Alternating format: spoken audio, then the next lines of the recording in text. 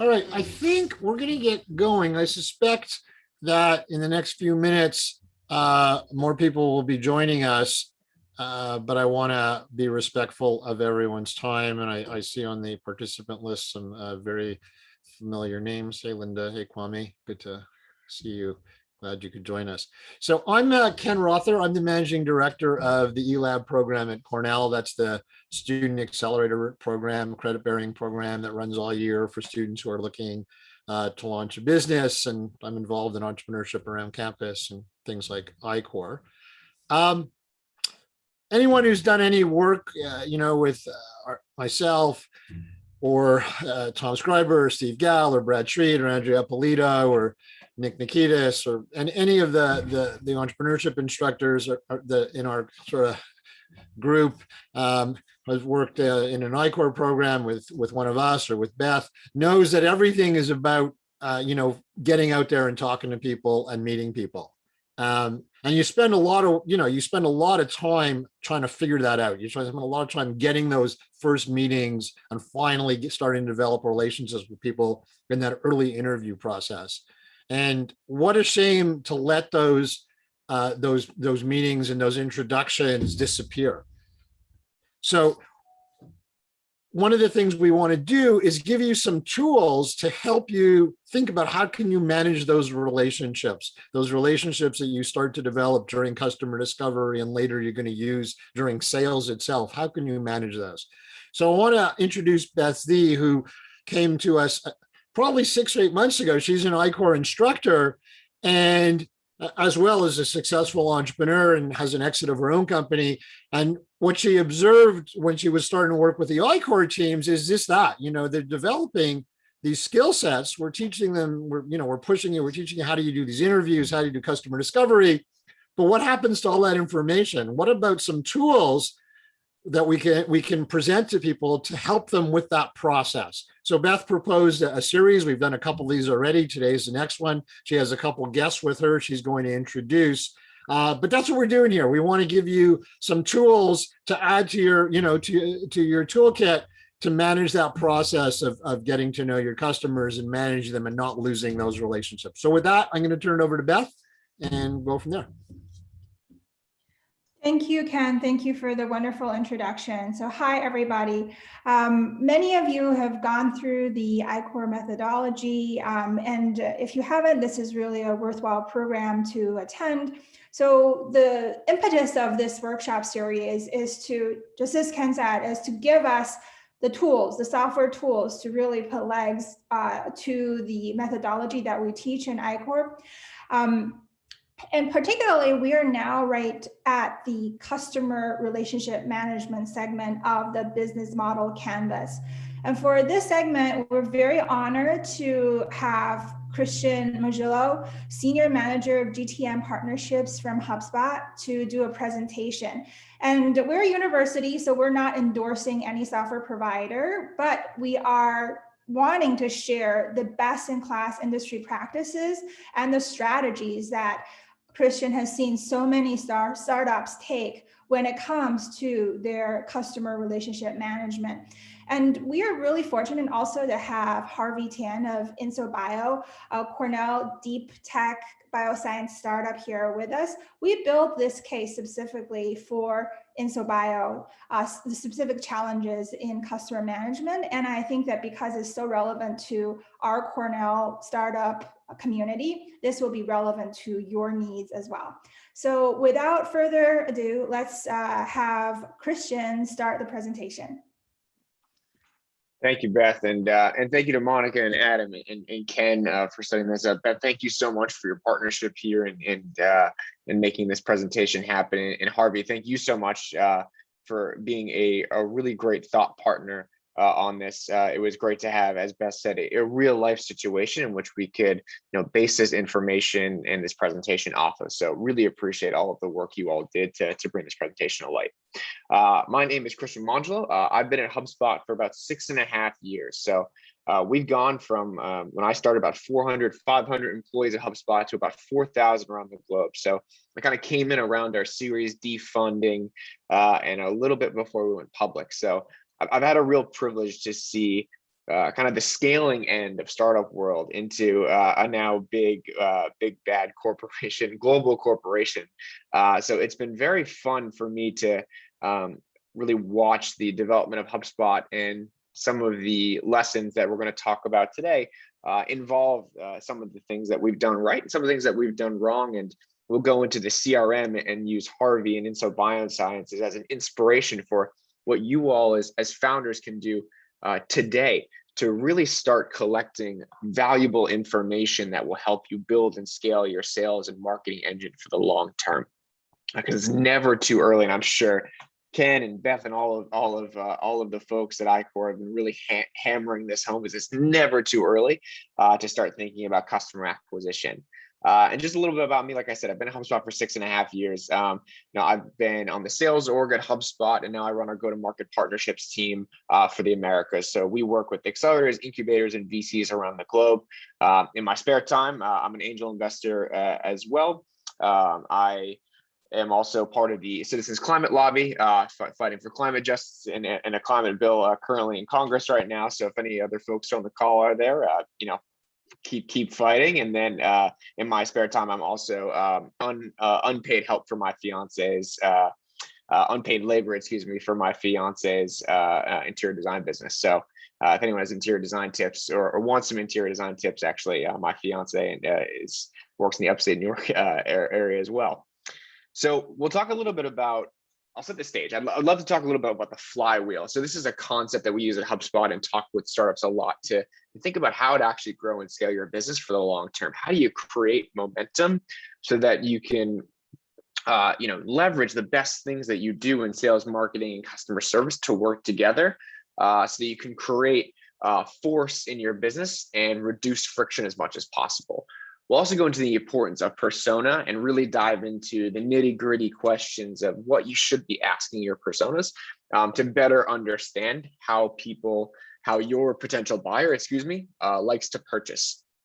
We'll talk about the CRM and use Inso Biosciences, and Harvey as the use case for what would happen for many of you today if you were to start using a CRM to kind of aggregate this data. And then if we have time, which I hope we do, we'll talk a little bit about the enterprise versus transactional sale. And if we don't get to that part, I'll be sure to follow up with a vidyard, recorded vidyard for you all to take a look at too. So what is the flywheel? It's a concept that we developed here at HubSpot. You've probably all heard of the funnel, marketing and sales funnel. I'm sure that rings true for a lot of you. We decided that the funnel wasn't the best representation and the best way for businesses to really think about sustainable growth. The reason is that a funnel treats customers as an output. So they go through the top of the funnel, marketing. They go through the middle of the funnel, sales. They hand you money and become a customer. But then that's it. There's no relationship that you've built. And customers are the best advocates for your business to grow. And so we decided to reformulate this as a flywheel instead. So we have attract representing marketing, engage representing sales, delight representing customer service. And at the center, what you're actually creating is growth. And how do you grow? You acquire more customers. So we have a neat equation here. If you apply the force of marketing, if you apply the force of sales, and if you apply the force of customers, that all over friction will be your growth rate. And I've linked an exercise here, asked some really interesting questions about different aspects of your flywheel, marketing, sales, customer service. A lot of it might be aspirational for you right now and like where you're going to be in a year from now, but they're really good questions to think about where you can apply forces within your business and where you can reduce friction as much as possible. You'd be surprised at HubSpot when we did this, how many times we were actually just kicking ourselves in the foot and creating friction out of nowhere. A great example of this is our knowledge base was pretty poor. And so customers couldn't self-serve when they were using our product. That meant that, unfortunately, people were having to call in to support, to their sales account manager, and that created a lot of friction. And so what we decided to do was invest a ton into self-service. So that way people could just figure out the problem and solve the problem themselves and get on their way. And as you'll notice in this formula, customer squared, what does that mean? Well, we've identified through a market research that the customers and customer referrals across all business verticals, it's the most scalable way to get new customers. Most people don't trust salespeople. Most people don't trust marketers, but who do they trust? Other customers. So when you have other customers who are willing to go to bat for you and say, these guys are awesome. I love what Inso Biosciences is doing. I love what Harvey's doing. You should use this product. You should partner with them. That's going to have a far greater effect than honestly any marketing or sales can do. So investing in your customers and creating a great customer experience is pivotal for any business to be successful. And I do apologize. I only have one screen today. So if there are chats that or questions or things you want to shout out, Beth, Harvey, anything that you see, Monica, Adam, anything that you see that you want to just interrupt me, by all means. I'd love for this to be collaborative, and I apologize. I don't want to, mess with everyone's viewing experience by jumping in. But if you see any questions that you think we should answer these now, definitely just let me know. And I should say that HubSpot, again, I don't want to go too much into the product. We'll talk a little bit about that later, but just to give you a sense that we are a CRM platform, a marketing platform, and a sales platform, all in one. So now we'll talk a little bit about the persona, and I'm really excited because we have some very personal stories to share here, and I'm sure many of you are well on this journey, which is identifying who are your core customers. And you've probably asked a lot of these questions already. Is how old are they? What job role do they have? What experience do they have? Do they have families? What are their goals? What are their challenges? What keeps them up at night? These are the questions you should be listing out, and you want to list out every detail imaginable. I'm sure that many of you have a personal profile checklist that looks similar to this, but what we find is a lot of folks tend to miss the key areas and the key questions that they should be able to answer about their core persona. So what I've highlighted here in red: goals, challenges, watering holes, and vendor preferences. You can see all the different questions involving role, company, organization, personal background. Those are pretty standard questions that you'd be able to answer very quickly about any persona if you had a baseline knowledge. But when I talk to startups, what I tend to find is digging in on what is this individual responsible for? What does success in their role look like? Regardless of whether it's B2B or B2C, you're selling to an individual who has real challenges, who has a boss, who has stressors at home, who has stressors in life. And so you have to take that into account when thinking about, well, where do they get their information? How are they processing that information? How do they like to receive information? Do they go on LinkedIn? Do they go on Twitter? Do they trust social media at all? Do they go to industry publications, or do they go to trade shows? All of these questions should be answered, because if you're not marketing the way people like to buy, all of the time, effort, and potentially money that you're spending is going to be wasted, and you're not going to get in front of the people that you ultimately want to. A lot of startups, and I'm sure you all are maybe already thinking about this attempt, like paid advertising. I start really slow with that, but experiment quick, figure out if your persona is there, and then move on. But don't spend a lot of calories on that, because if the return's not there, you could potentially waste a lot of money. There are startups that I know who, you ask them what their paid ad budget is, and it's $20,000 a month. Like, holy moly, you could hire somebody for that. So it is really crazy.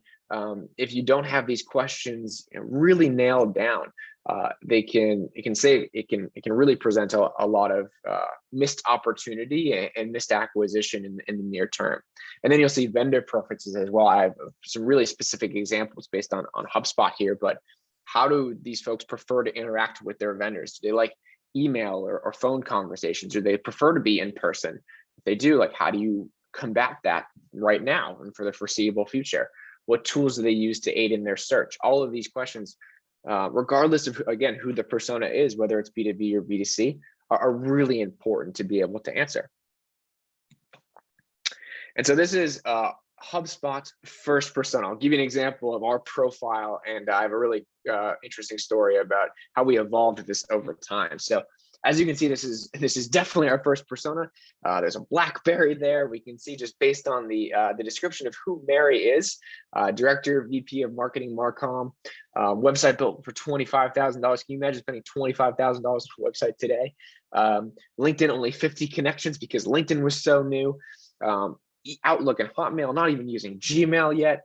All of these information about Mary, marketing was very nascent in terms of marketers' familiarity with digital marketing. We were still mailing things. We were still calling people. We were still doing a lot of trade shows, and digital marketing was not a focus for most marketers, but it was starting to become that in 2006, 2007. And so really, to sell Mary on HubSpot, we had to do a ton of education. Our founders literally wrote a book because we had to educate the market on this new concept of inbound marketing. We had to pump out a ton of content for Mary in order to feel comfortable understanding, you're telling me I shouldn't be spending all this money on paid. I shouldn't be targeting my customer. I shouldn't just be casting a wide net.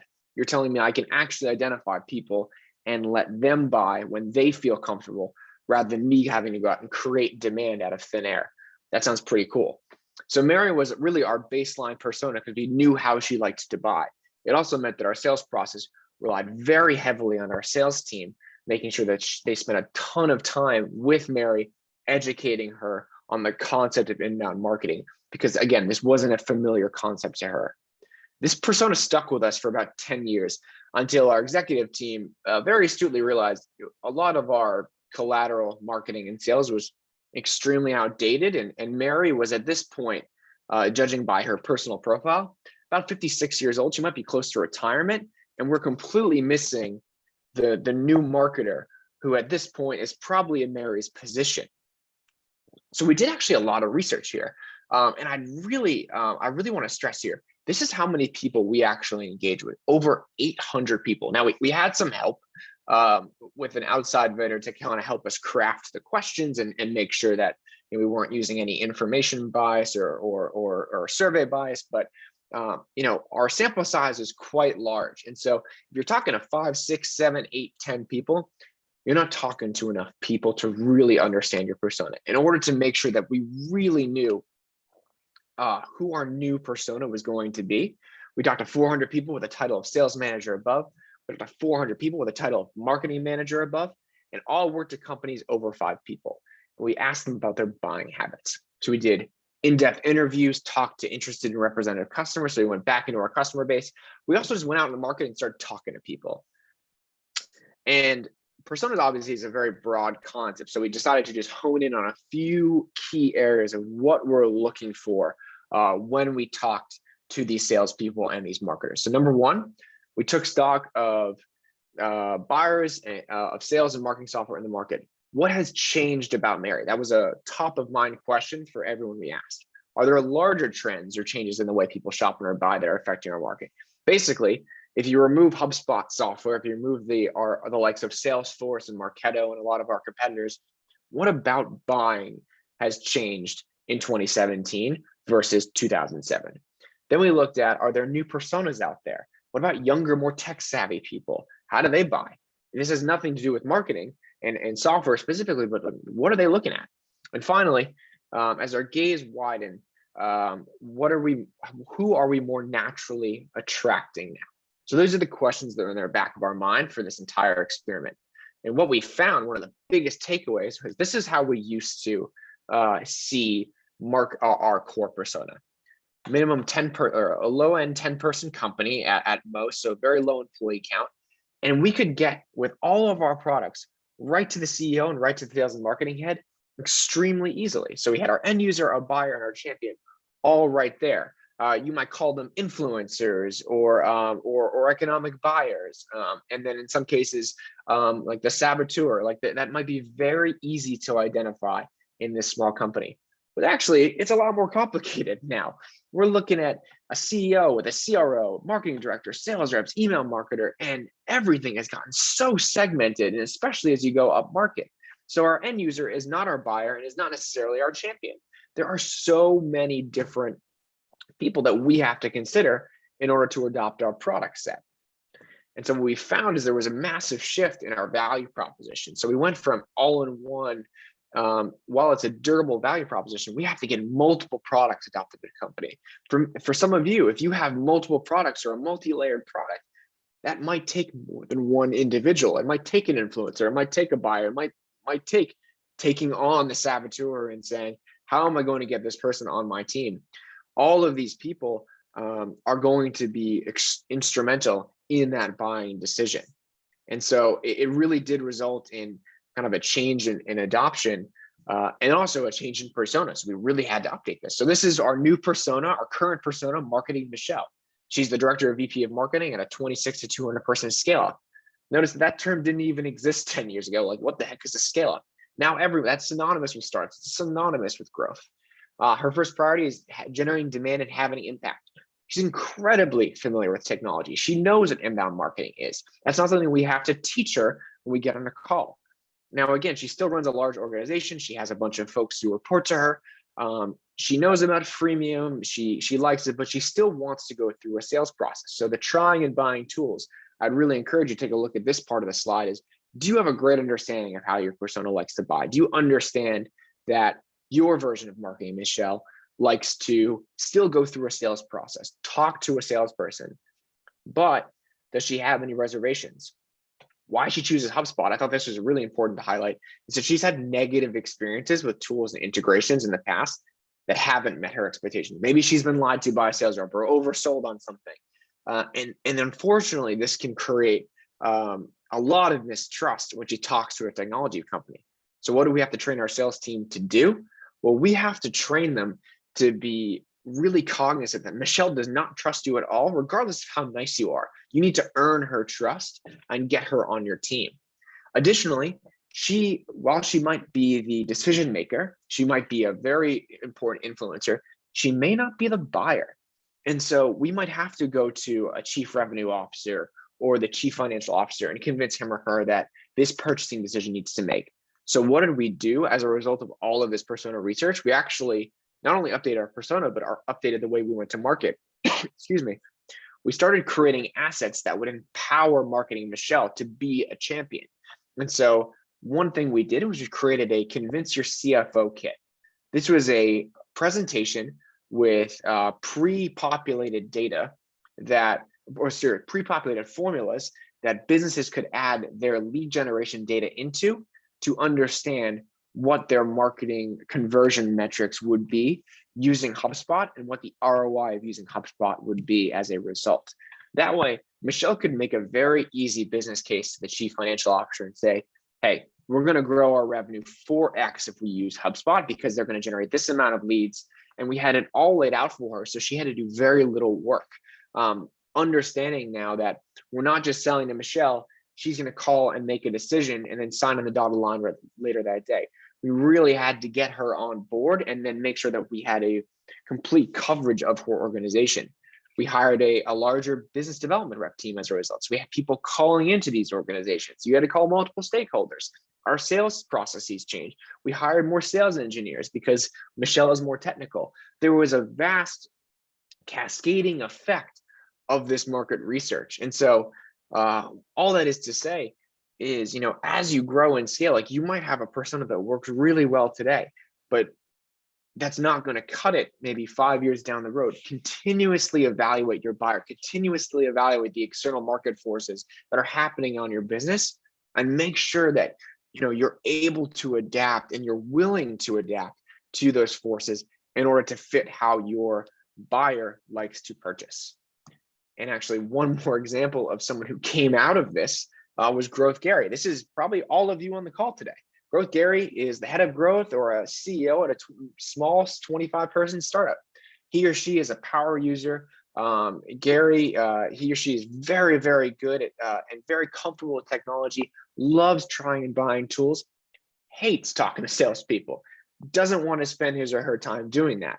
And so it's really important for Gary that we provide a freemium model. And actually, HubSpot, since Mary, our earliest persona, we'd expanded our product set. And as a result of our research, we decided, wow, we actually need to give our CRM away for free because these are the people who are buying it. and they do not want to go through a sales process like Michelle does. They're not going to adopt it. So we're going to be dead in the water if we try to introduce this new product. No one's going to buy it if they have to get in a call with us. So we gave it away for free. We actually added a bunch of different layers to our software, and we just started making guesses at the price. And you can kind of hone in as you go along about, you know, where you should price things and what layers you can make within your product. But again, if you have a multi-layered product, or you see that down the road in your product roadmap, you know, freemium is a great way to test, and then you can kind of figure out like what's the willingness of that individual to give me money. Like, when do they stop being willing to do that, and how will I tier my product as a result? But Gary was actually an accidental discovery in this customer persona development. So it was pretty cool. And just before we dive into the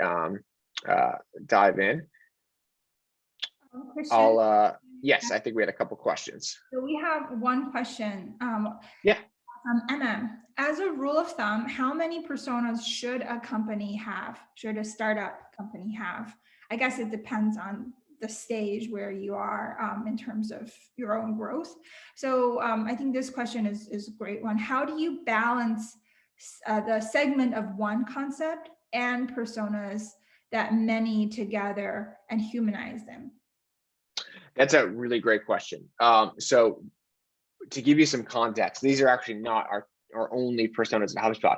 We have probably 10 total, but these are the most comprehensive personas, and the personas that we can directly attribute to having the most amount of buying power and the most amount of representation in our customer base. There are a lot of other personas that we have, like Corporate Kathy, who is a subset of maybe our customer segment marketing Michelle. It's very specific to an employee size of 200 or above. So I think the short answer is you're going to have more than one persona, but you want to keep focus on like 1 to 2 at maybe two, sorry, I'd say between 1 and 3 max as like your core large personas that you're going to base a lot of your marketing collateral around, especially in the beginning, because otherwise you'll spread yourself too thin. So I think a good rule of thumb for startups is, you know, choose between 1 and 3 maximum.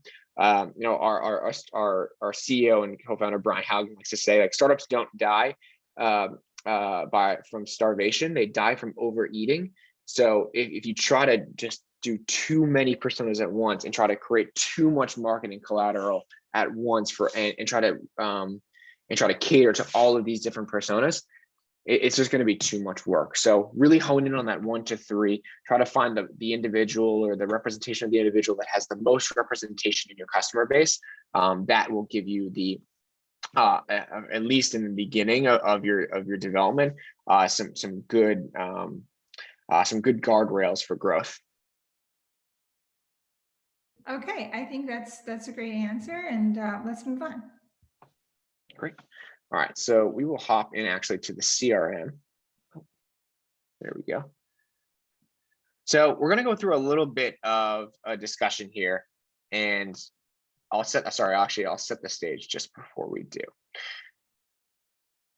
So we're going to talk about Harvey gave us a really cool situation. You know, he is in the lead development stage, so he's going to go out. He wants to ask a lot of questions. He wants to get in front of a lot of people. And he's kind of got a lot of systems he could use right now in order to organize all of that data. So if he gets a list of leads, like, what's he going to do with that? He'd like to, number one, organize this list more effectively so he could reach out to these folks and get in touch with them in a methodical manner. He'd like to optimize his outreach so that he's actually saving time over the long term. He also like to have all his communication in one place so that he can tag his co-founder, and that he eventually can have one system, one place where he can grow into his go-to-market strategy, and then invite people in as he hires and grows and scales his business and hits $1 billion in revenue and retires at 40 years old. He can have that HubSpot system that he can just hand off to the next person. And so we'll talk about how Harvey would actually start doing that today. And there's kind of 2 scenarios that can happen. Harvey mentioned that, you know, in one case, he might have a list of leads that he gets. And what would you do with that? in a CRM, a customer relationship management tool. And so what we'll do is pretend that Harvey got a list of leads and he has an Excel spreadsheet. Like many of you might have this. You have your first name, your last name, your job title. So you take this list and you're actually able to go in and upload this into HubSpot. And so we'll go into Harvey's CRM account here. And maybe we'll upload this list that he has for the first time. So we can go in, import a list of contacts that maybe he's gathered, and we'll show just really how easy this is to do. So we select the file. Oh, sorry. It's one object because it's just a list of contacts. And when we're uploading companies, and we can upload, in HubSpot, we can upload companies and contacts and deals and products and tickets. There's a lot of objects you can upload into HubSpot. You can also upload notes. So there's a lot here just to be, really honed in. We'll just do this. So.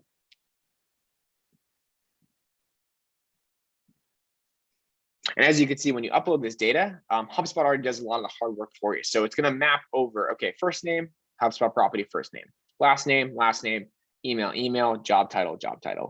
So we can upload all of that. We can actually create a list of contacts.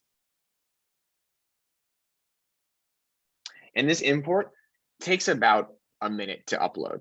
And once it does, you'll have all of these new records, about 28 new records in your CRM account. So I've already uploaded about 800 contacts prior to this, but we can go in and show you exactly what these contacts look like in HubSpot.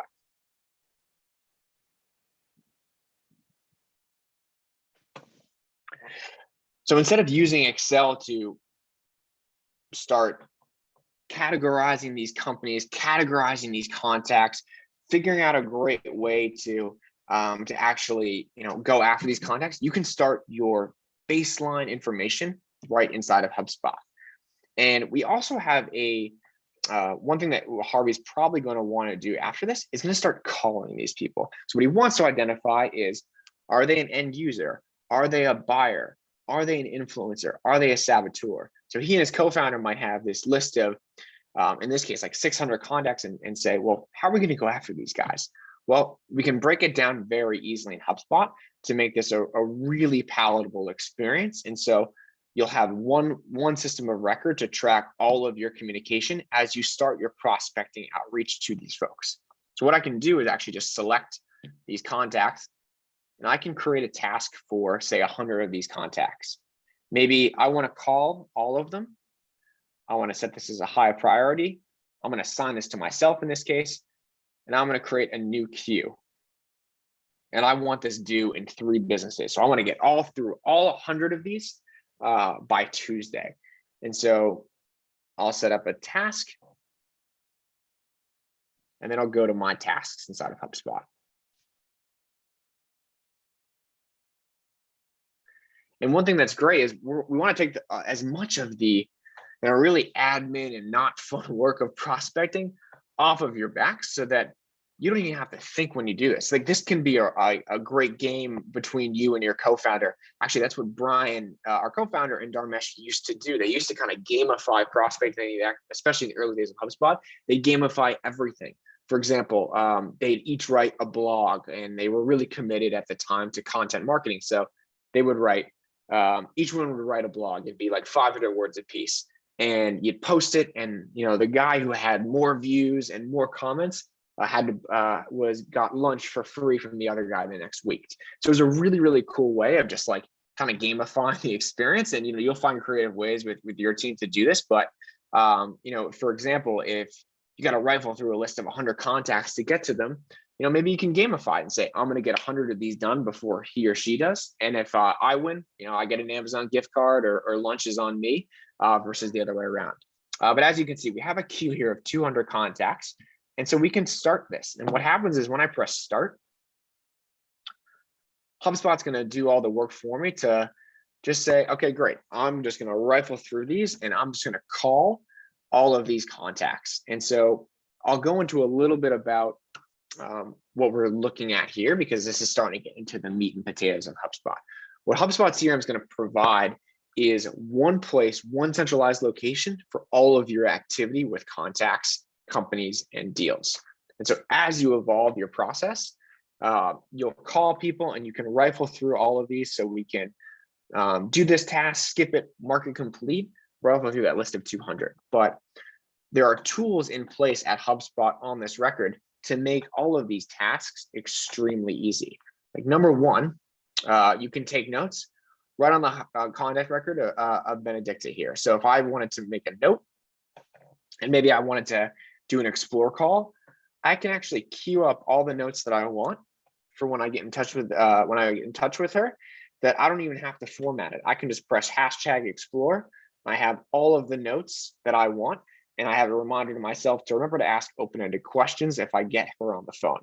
So very easy. Once I save this note, it'll save right on the contact record here, which is great. So now I have the note from April 21st. And if something happened that I really wanted to let my co-founder know about, maybe I could tag Harvey. Oh, sorry. Yeah, there we go.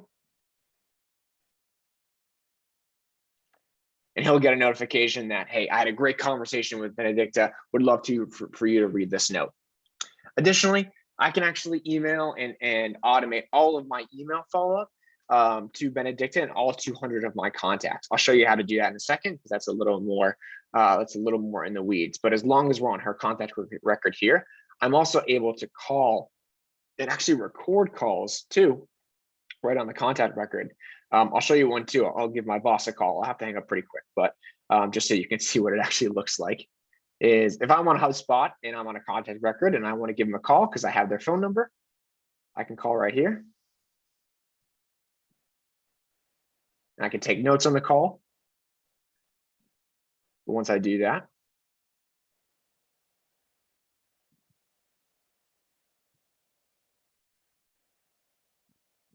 so I'm just going to hang up because she'll get mad at me if she doesn't know I was just going to call her, because I knew it would be no big deal if I did. But I can record the call. I can take notes while I'm doing it. And then the great part is if you have a great call and, say I want Harvey to listen to it, I can tag him right there and it'll live on the contact record. So again, you're centralizing all of the outreach that you're doing. Additionally, if you actually end up connecting with Benedicta and you realize, you know what, they actually might be an economic buyer, I can change the influencer category that I've made here as a field and start making lists that automatically are created of my buyers, my influencers, my saboteurs. Maybe I identify that, oh man, she is not somebody I want to call. So I can have a list of saboteurs that, for right now in my CRM are just people that are basically like a do not fly list. I should not call them. And you can start to cater and tailor your list of contacts in your CRM, the more and more people you get in touch with. And eventually, as you grow and scale, those lists will become very powerful for marketing automation, for email outreach. Oh, she's calling me back. Sorry about that. Maybe I should have told her. But the email outreach, all of the marketing collateral you might put on your website, any personalized marketing campaigns that you might have, all of these things will be based off of all the prospecting that you do today. And perhaps maybe something really great happens is perhaps you get in touch with Benedicta and she is an economic buyer and you want to create a deal. Well, I can create a deal right now. Say I actually have an appointment scheduled or maybe a presentation scheduled. This is a $5,000 deal or $50,000 deal. I think my close date is going to be this month. The owner is me. I'm associated with her company. Here's the contact. And great. Now I'm starting to create deals in a pipeline that's also logged in HubSpot. So this is all the stuff that you can do just and scale that up. And as I mentioned before, one of the things that we were talking about was email outreach and what you can do. With HubSpot, you can automate all these processes with templates and sequences. So actually, we'll go through here. I can actually go in and say, and create a prospect. Harvey can go in and create today, like a prospecting sequence for someone he hasn't necessarily met with yet, but wants to. And we actually have pre-built sequences. So this is automated email sales follow-up. I have automatically created collateral and email templates that Harvey can then manipulate and tailor a little bit to make his own prospecting sequence the way he would like it. So we can have email number 1, call number 1, email number 2, call number 2, email number 3, call number 3. And what happens here is that if you enroll somebody in a sequence, they'll get all these emails and you'll be prompted to call them. The only thing that will remove them is if they respond, or you decide to remove them from a sequence. So, or they book a meeting with you because you've implemented a meeting link right inside one of these emails. That's another functionality of HubSpot too that allows for a scalable way to prospect. You can actually input your calendar right into HubSpot.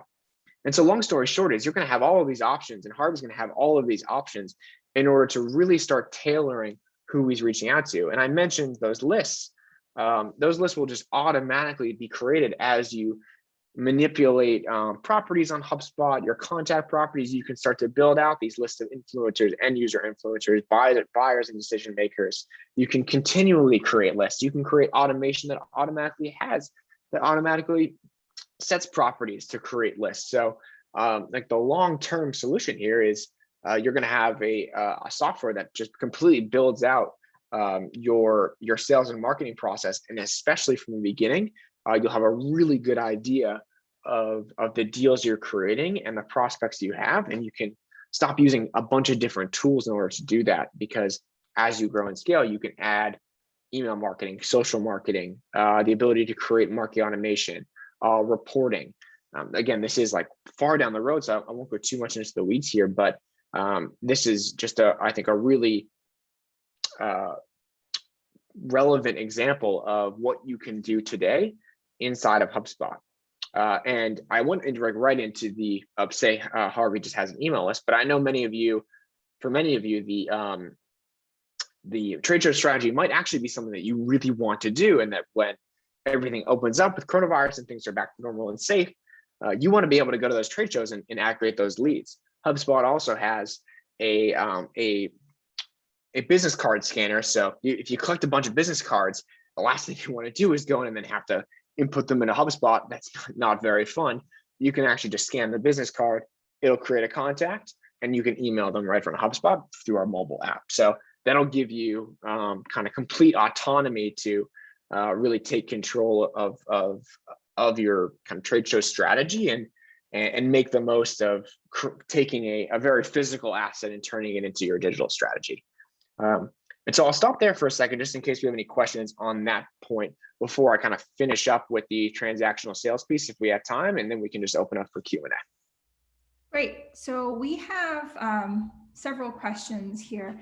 First of all, Jen is asking, can we add multiple tags to an individual? So I can think of one case where there are a lot of organizations where your decision maker will also be your payer, or your payer could also be the user. So is it possible to have multiple tags for one potential customer? Yeah, absolutely. HubSpot has really customizable property fields. So I just made one that was a drop-down list, but if you wanted to go in and create a property that say had multiple selections, or you could absolutely do that. You could also create here. I can just show you, we can go back and we can create a property from scratch right now.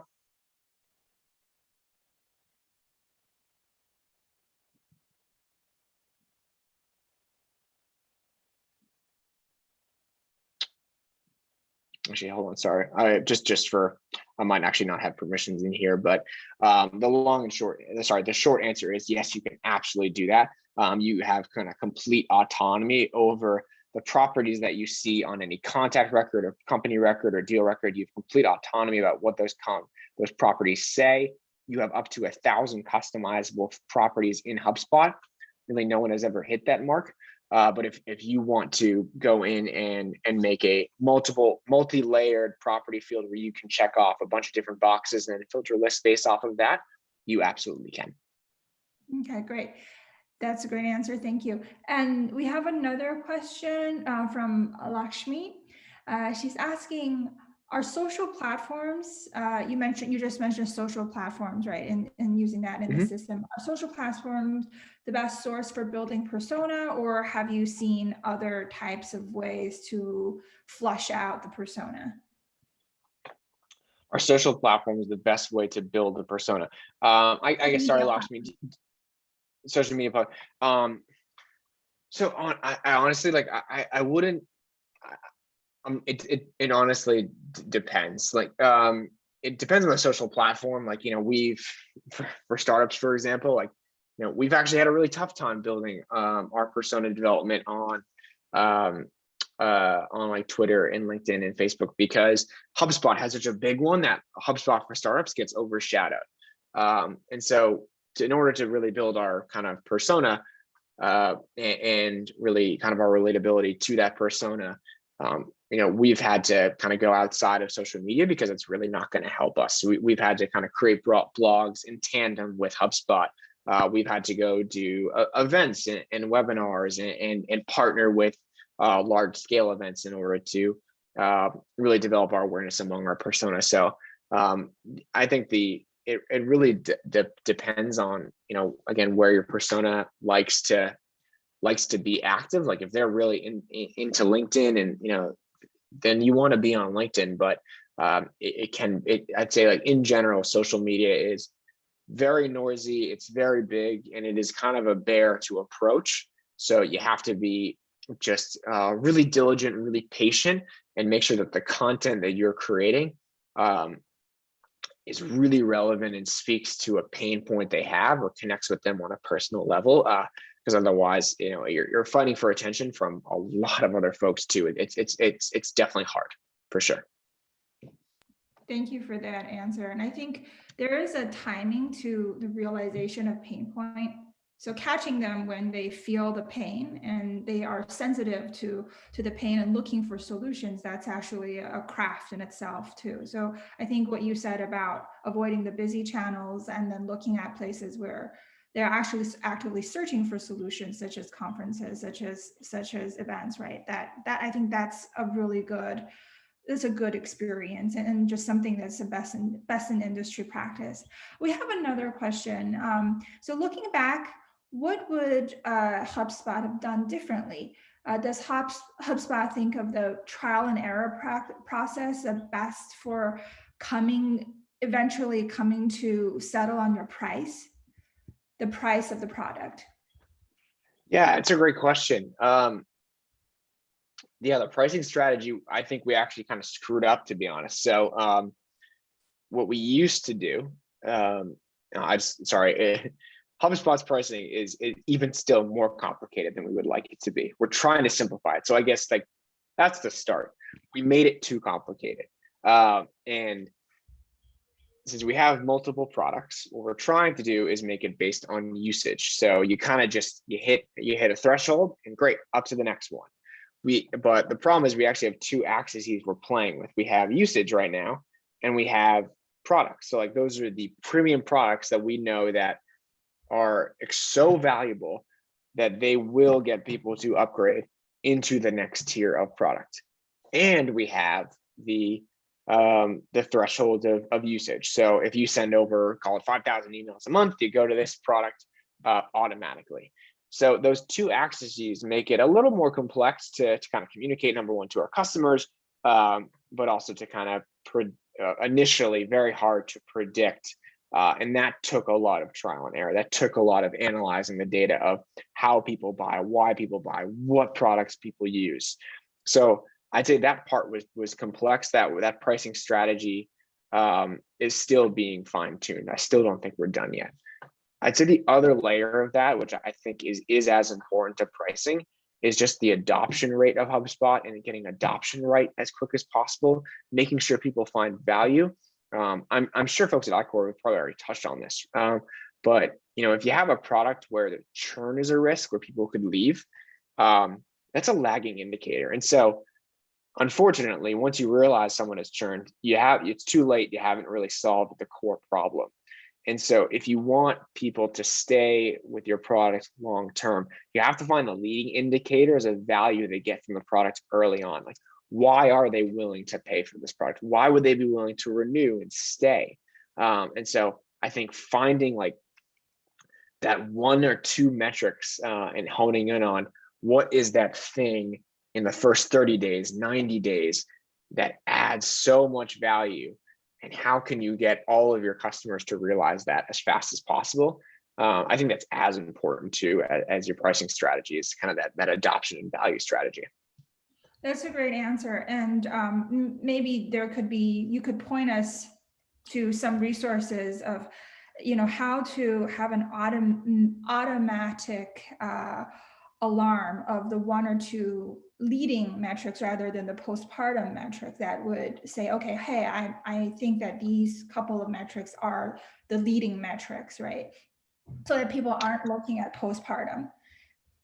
Yeah, I would say so for HubSpot, for example, and again, it's going to depend on your business. So you're going to have to go in and really analyze. But for us, what we found is adoption rate of 5 apps. So what that means is there are a lot of different, as you can see, products in HubSpot. Like, if you're using our growth stack, which is our marketing sales tool, and CRM, there's a lot of different stuff in here that you could use. If you're using 5 of these tools, there's a very high likelihood that you're going to renew with HubSpot in the first 30 days. So what we try to do is get as many people using as much of the product as fast as possible. Because if they don't, they say, oh, HubSpot only is it's a one-trick pony, and I didn't even use the other stuff. I'm not going to renew. So that's our goal, is actually getting as much adoption of different parts of the product as fast as possible. But Netflix, I think, had one, which is you log in at least 3 times in your first week. I think Dropbox is you upload one document within 1 week of onboarding to the platform. So every business has their own kind of special sauce, and you'll find yours as well. But there's some great resources out there on SaaS economics. One blog that I really like, David Skok, for entrepreneurs, FOR, forentrepreneurs.com. If you guys haven't heard of it already, I think he's a former now investor at Matrix Partners. It's a really great blog, has a ton on SaaS economics. So if you're really interested in going deep into that, I'd really highly recommend that one. Okay, great. I think we're kind of running out of time. So yeah, if you just roll with the questions, then that's cool. Yeah. What is since you talk about having people use as many products as possible here, Juan has a question. So does HubSpot have that in the free version allow users to use it as a centralized place for team members to share information, schedule, call, and to summarize the reach out, the results of the reach out? So is that covered by the free version? Yes, Juan, great question. All of that is covered by the free version. The only thing that is not would be the sequences. That is in the paid starter version of HubSpot. So the sequences is what I mentioned. That's the automated template outreach. In free, you would have just template outreach. So that's the only difference. Mm-hmm. Okay. So I think, those are the questions I'm seeing for now. So great. Well, I know we only have 4 minutes left, folks. So I know I probably won't dive into just like a totally new topic, but I just wanted to say, I really appreciate the opportunity. I hope this was helpful, and welcome any feedback that you all have. Feel free to reach out to me individually, and Beth, feel free to share my email if you want to talk about growth, startups, anything like that at all. I definitely say that what I mentioned earlier, startups die by overeating rather than starvation. It definitely rings true. The more I talk to folks, is having a centralized place where you can really focus your go-to-market outreach is exceptionally important. Hopefully HubSpot can help you get there. But I want to wish y'all the best of luck. The I-Corps program, you guys all do great work. I really want to again thank Beth and Harvey for their time and for helping craft this presentation, and the rest of the I-Corps team for doing what you all do. And thanks again, and I hope you all enjoy the rest of your week. Yeah, and before we leave, I just want to thank Harvey for giving us the entire context of working on this consultative case using HubSpot for Inso Bio. Harvey, what would you say is the one takeaway you like all the attendees to remember from Christian's presentation? Yeah, sure. So assuming that, I think everybody on the call may at this point know the importance of I-Corps. I think CRM tools is something that we haven't thought about prior to interacting with Christian and HubSpot and thinking about a CRM platform. But I think we really see the value in that removing friction, like they said about the flywheel. That's the biggest thing, because right now, like, we keep our notes in a notepad. We have our contacts list sometimes in a PDF or in an Excel sheet. We're kind of tracking our progress through an Excel sheet. Then we upload everything onto Dropbox, and then we have to keep track of our emails. So we have a lot of different things that it becomes harder and harder to keep track of the more and more people that we engage. And I think HubSpot kind of really removes the friction by having everything on just one platform. If we want to do something customer related, we know to just go to a platform such as HubSpot, and we can have everything there integrated, easy to access, easy to understand, just kind of there. So yeah, I think that's kind of my biggest takeaway, and I see a lot of value in using that. And I think as soon as this presentation's over, we're pretty much going to be logging on and tweaking around with our stuff. Great, thank you. Thank you so much. And with that, I'd like to end the presentation. If you have other follow-up questions, please email me at Beth Xie, YX84@cornell.edu. Thank you, everybody. And thank you to Monica Crosby and Adam for hosting us at eLab. Thank you. Thanks, everyone. Appreciate it.